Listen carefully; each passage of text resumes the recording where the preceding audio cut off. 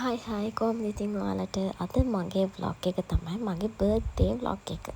Full video එක ගේන්න ඕනේ කියලා මං හිතුවා. ඔන්න අපි දැන් මේ ඉන්නේ රත්මලාන S&S කොරියන් රෙස්ටොරන්ට් එකේ තමයි. ඉතින් දැන් මං කේක් එක කට් කරලා ඔන්න හැමෝටම කැව්වා.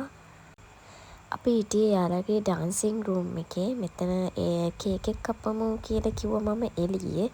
ඇතුළට වඩා එළිය ලස්සන හින්දා ඒගොල්ලන්ගේ හරිම ලස්සන මේට ඩිසයින් කරලා තියෙනවා එළිය.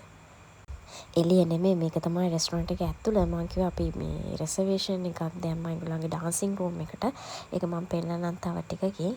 ඔය ඉන්නේ මගේ නෑදගේ බබාලා දෙන්න. මාමා නම් ආවේ නැහැ. යා වැඩ හින්දා එන්න පරක්කු වෙනවා. කේක් කවන්න ඉතින් කට්ටිය ගොඩ ඒ නිසා ටිකක් වෙලා යනවා. අනේ අපේ චූටි පැටියව මම මේ වීඩියෝ එකට අරගෙන නැත්තේ කොහෙද? මේ ඔන්න ඉන්නවා චූටි පැටව 3 දෙනාම. ඒගොල්ලන්ට ඉතින් හරිම ආසයි. ඉතින් මේ වගේ තැනකට ආවම කොයි ළමයාට ඉතින් හරිම ආසයිනේ. එළියකට එහෙම යනවා නම් ඇවිදින්න. ඉතින් ඒ 3 දෙනා හොඳට සෙල්ලම් කරනවා. අපේ චූටි බබා කොහොමත් අක්කිලා දෙන්නට හරිම ආදරේ. කොයි වෙලෙත් එහෙයන් කියලා තමයි කියන්නේ. මේ බලන්නකෝ ඉතින් මම ඇතුළේ පොඩක් වීඩියෝ කරා. හරිම ලස්සනයි නේද? හරිම කාම් වයිබ් එකක් තියෙන්නේ.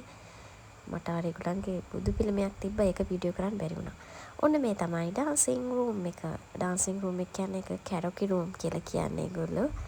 ඒගොල්ලන් ඒකට අපිට දෙනවා මයික් දෙකයි බෆල් එකක් තියෙනවා. එතකොට අපිට ඒක ෆුල් ෆ්‍රීඩම් එකේ ඉන්න පුළුවන්. ඒක ඇතුලේ කවුරුත් එන්නේ නැහැ. කෑම ගැන විස්තරයක් මම ඉස්සරහට කරන්නම්. දැන් මෙතන අපි ගත්ත කෑම ටික ඔක්කොම ඇවිල්ලා තියෙන්නේ. මට එන විදිහ වීඩියෝ කරන්න බැරි වුණා. වීඩියෝ ක්ලිප්ස් ගන්න ඉතින් හරි අමාරුයි බබාලත් එක්කයි. අපි ඉතින් වෙනම සිටුේෂන් එකකනේ. ඒකට ඉතින් අමාරුයි වීඩියෝ කරන්න. දැන් මේ කන ගමන් තමයි. ඔන්න සුෂි. බලන්නකෝ ඒක රසද කියලා යාගේ මූණෙන්ම පේනවා රසද කියලා. ඒගොල්ලෝ නම් එච්චර කැමති නැහැ ඒවට. ඇත්තටම කිව්වොත් ඒක නම් මට සෙට් උනේ නැහැ. ඩම්ප්ලින්ග්ස් තමයි සෝරි ඔය තාම සුෂි තමයි අපි දෙන්න කන්නේ.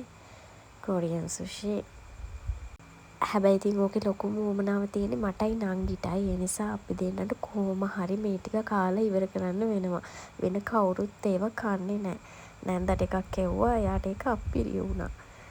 සාමාන්‍යයෙන් මේවා හැමෝටම හරියන්නේ නැහනේ. හැබැයි මටයි නංගිටයි නම් හරියා. අපිට ප්‍රශ්නයක් නෑ. අපි දෙන්න කනවා කොහොමත්. නංගි කොහොමත් කනවා. මං ඊට පස්සේ කියන්නම්කෝ ඔයගලන්ට සුෂි නෙමෙයි සෝරි ඩම්ප්ලින්ග්ස් ගැන විස්තරේ.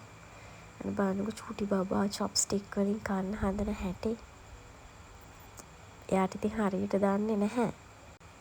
ඒ වුණාට අනේ යා try කරනවා. එයා හරිම ආසයි ඒකට. ඉතින් ඔයම පේනවනේ සෙල්ලම් කරන විදිහ අක්කිලා දෙන්නට පේන්න අපි හැමෝටම පේන්න සෙල්ලම් කරනවා. අපි ඊට පස්සේ try කරේ ඩම්ප්ලින්ග්ස්. බලන්න අපි නැන්දවත් බලෙන්ම කතා කරගෙන අපි යාට ඩම්ප්ලින්ග්ස් කමු කියලා කිව්වා. යා නම් වැඩි කැමැත්තක් තිබ්බේ නැහැ. හැබැයි ඩම්ප්ලින්ග්ස් නම් හරි ගියේ නැහැ. මට හරි ගියෙත් නැහැ. නංගිට හරි ගියෙත් නැහැ. ඒ වුණාට ඉතින් බෑනේ මොනවා කරන්න කන්න වෙනවනේ. ඒ නිසා කෑවා. ඔය කොහොම හරි මම try කරන්නේ සුෂි ටික ඉවර කරන්න. ඒ ටික ඉවර කරන්න එපා. කොහොම හරි ලැජ්ජාවෙන් බේරෙන්න එපා. ඒක ගා ඉතින් මම කනවා. ඊට පස්සේ පාර්ට් එක තමයි අපි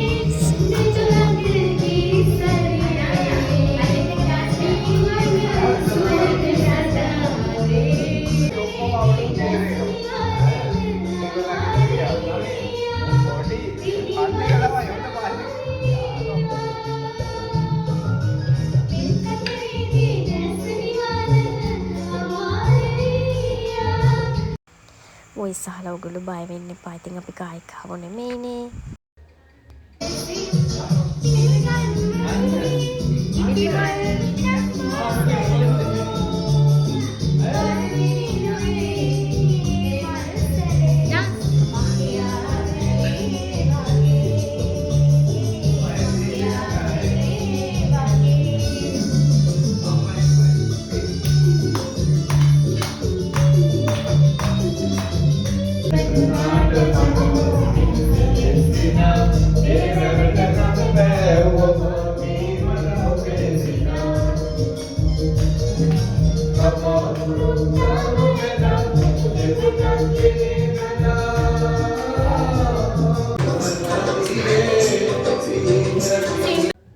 මේ රාමෙන් එක නම් හැබැයි මාරම රසයි.